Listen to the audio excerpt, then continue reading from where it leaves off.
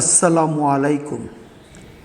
ভালো মানুষ হতে হলে তাকে অবশ্যই আত্মনির্ভরশীল হতে হবে। ভালো মানুষ মানেই সে তার সকল ধরনের অলসতা পরিহার করে তার সকল দায়িত্ব সঠিকভাবে পালন করে।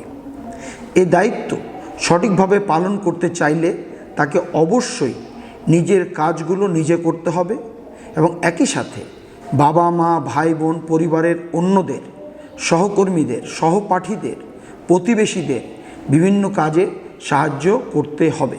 সেজন্য তাকে নিজের কাজ সহ সকল ধরনের কাজ শিখতে হবে বা আত্মনির্ভরশীল হতে হবে।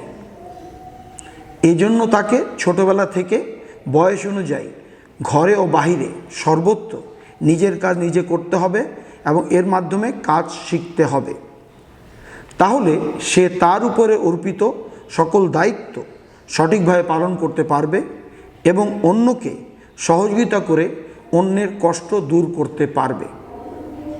এর মাধ্যমে সে নিজেকে ভালো মানুষ হিসেবে গড়ে তুলতে পারবে। আসসালামু আলাইকুম।